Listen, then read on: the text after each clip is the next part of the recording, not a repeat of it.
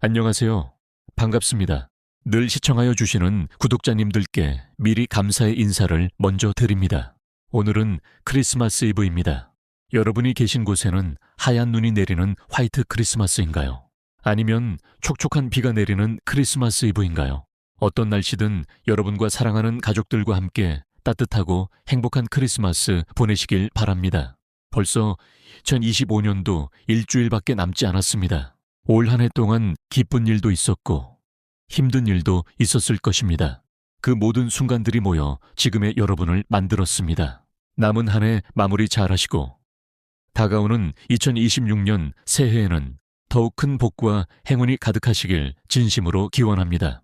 그럼 오늘은 복을 부르는 작은 습관들에 대해 이야기를 나누어 볼까요? 복이란 무엇일까요? 어쩌면 그것은 먼 곳에 있는 것이 아니라 우리의 일상 속 작은 습관들이 모여 만들어내는 따뜻한 결실인지도 모릅니다. 긍정의 씨앗을 뿌리다. 아침 햇살이 창문을 두드릴 때 우리는 어떤 마음으로 하루를 시작할까요? 긍정적인 마인드는 단순한 낙관이 아닙니다. 그것은 어둠 속에서도 한 줄기 빛을 찾아내는 지혜이며 돌부리에 걸려 넘어졌을 때 땅을 탓하기보다 다시 일어서는 용기입니다. 이 용기가 바로 여러분이 앞으로 더욱 힘내시는 원동력이 될 것입니다. 기억하세요. 예수님은 구하라. 그리하면 얻을 것이요. 찾으라. 그리하면 찾아낼 것이다. 라고 말씀하셨습니다. 이는 긍정적인 마음으로 삶을 대하는 이들에게 길이 열린다는 가르침입니다. 성 프란치스코 역시 어둠을 저주하기보다 촛불 하나를 켜라 라고 말했습니다. 그는 가난과 고난 속에서도 긍정의 눈으로 세상을 바라보았고 그의 미소는 만나는 모든 이들에게 희망의 빛이 되었습니다. 긍정적인 생각은 마치 잔잔한 물결처럼 주변으로 퍼져나가 결국 우리 삶 전체를 따뜻하게 감싸게 됩니다. 감사라는 이름의 보물. 우리는 종종 가진 것은 있고 없는 것만 세며 살아갑니다. 하지만 매일 아침 눈을 뜰 수 있음에 따뜻한 밥 한 끼에 스쳐 지나가는 미소 하나에도 감사할 수 있다면 삶은 얼마나 풍요로워질까요? 여러분도 오늘부터 작은 것에 감사하는 마음을 가져보세요. 부처님께서는 만족할 줄 아는 자가 가장 부유한 자라고 하셨습니다. 이미 가진 것에 감사하는 마음이야말로 진정한 풍요의 시작입니다. 테레사 수녀는 작은 일에 큰 사랑을 담아 행하라 라고 가르쳤습니다. 그녀는 평생 가장 가난한 이들을 섬기면서도 늘 감사의 마음을 잃지 않았습니다. 감사일기를 쓰는 작은 습관은 우리가 얼마나 많은 축복 속에 살아가고 있는지를 깨닫게 해줍니다. 감사는 복을 헤아리는 능력이며 동시에 더 많은 복을 불러들이는 자석과도 같습니다. 관계라는 보이지 않는 재산, 아무리 높은 성을 쌓아도 홀로 사는 성은 감옥이나 다름없습니다. 가족, 친구, 동료들과 맺는 따뜻한 관계야말로 인생의 가장 큰 복입니다. 친절한 말 한마디, 진심 어린 위로 하나가 때로는 어떤 물질적 선물보다 귀한 가치를 지닙니다. 오늘 주변 사람들에게 따뜻한 말 한마디 건네보시는 건 어떨까요? 예수님은 내 이웃을 네 몸과 같이 사랑하라 라고 가르치셨습니다. 이는 타인과의 관계가 곧 우리 자신을 돌보는 일임을 일깨워 줍니다. 부처님께서도 자비심을 가진 자는 모든 이와 하나가 된다 라고 말씀하셨습니다. 빈센트 드폴 성인은 이러한 가르침을 따라 사랑은 말이 아니라 행동으로 증명된다라며 평생 가난한 이들과 아픈 이들을 돌보았습니다. 좋은 인간관계는 서로를 높이고 함께 성장하는 아름다운 여정입니다. 여러분도 이 여정에 함께하고 계십니다. 나 자신에게 건네는 다정한 말. 우리는 타인에게는 친절하면서도 정작 자신에게는 가혹한 경우가 많습니다. 나는 할 수 있다. 나는 소중한 사람이다. 라는 긍정적인 자기 대화는 단순한 자기 최면이 아닙니다.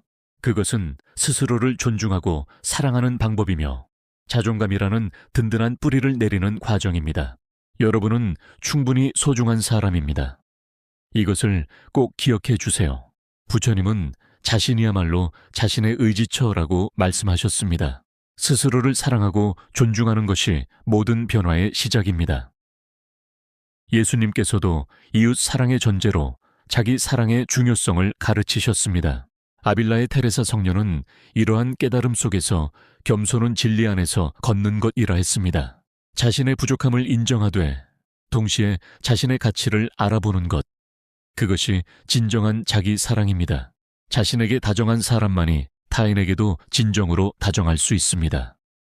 배움이 멈추지 않는 삶. 나이가 들수록 배움에 대한 열정이 식어가는 것은 아닐까요? 하지만 진정으로 복 있는 삶을 사는 사람들은 죽는 순간까지 배우고 성장합니다. 책 한 권, 새로운 기술 하나가 우리의 세계를 얼마나 넓혀주는지 모릅니다. 여러분도 오늘 새로운 무언가를 배워보시는 건 어떨까요? 부처님께서는 배움에는 끝이 없다라고 하시며 평생 진리를 탐구하셨습니다. 예수님 역시 끊임없이 제자들을 가르치며 배움의 중요성을 강조하셨습니다. 토마스 아퀴나스 성인은 이러한 가르침을 따라 평생 진리를 탐구하며 진리를 아는 것은 신에게 가까이 가는 것이라 말했습니다. 꾸준한 배움과 자기 개발은 우리를 더 나은 사람으로 만들어갑니다. 오늘 배운 것이 내일의 복이 되는 법입니다. 목표를 향한 한 걸음, 구체적인 목표 없이 떠도는 삶은 키 없는 배와 같습니다. 목표를 설정하고 그것을 향해 한 걸음씩 나아가는 과정에서 우리는 삶의 진정한 의미를 발견합니다. 작은 목표라도 좋습니다. 그것을 이루기 위해 땀 흘리는 과정 자체가 이미 축복입니다. 여러분의 작은 목표는 무엇인가요? 오늘부터 한 걸음씩 시작해 보세요. 예수님은 제자들에게 한 걸음 한 걸음 나아가라 라고 가르치셨고 부처님께서도 천리길도 한 걸음부터라는 지혜를 전하셨습니다. 이냐시오 성인은 이러한 가르침을 실천하며 큰 일을 이루려면 작은 일부터 충실하라 라고 말했습니다. 그는 체계적인 영신 수련을 통해 많은 이들이 자신의 목표를 찾고 실천하도록 도왔습니다. 목표를 향한 꾸준한 실천이 쌓여 결국 우리가 꿈꾸던 삶을 만들어냅니다. 깊은 인내와 흔들리지 않는 평정심. 세상은 빠르게 변하고 우리는 종종 즉각적인 결과를 원합니다. 하지만 진정한 복은 조급함 속에서 오지 않습니다. 일일비하지 않는 평정심과 깊은 인내야말로 복을 부르는 가장 강력한 힘입니다. 여러분도 조금만 더 인내하신다면 분명 좋은 결과가 찾아올 것입니다.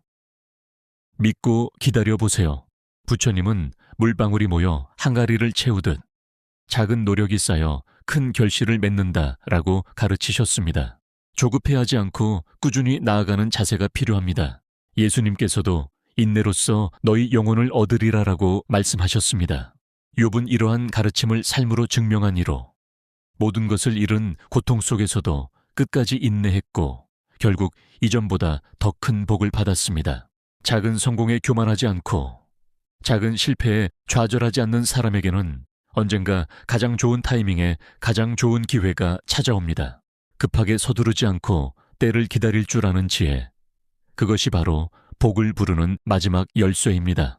복이 들어오는 습관은 특별하거나 거창한 것이 아닙니다.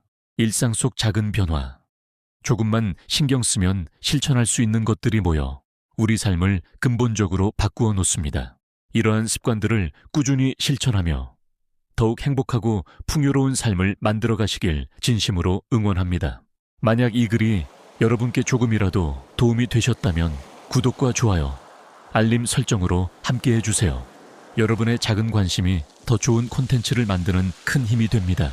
그리고 해운대 승부예측의 신과 함께 하신다면 승무패 1등의 기쁨과 함께 양질의 삶을 추구하는 지혜로운 글들을 계속 만나보실 수 있습니다.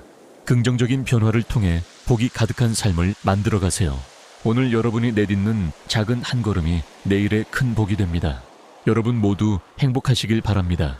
해운대 승부예측의 신채널 이소룡이었습니다. 감사합니다.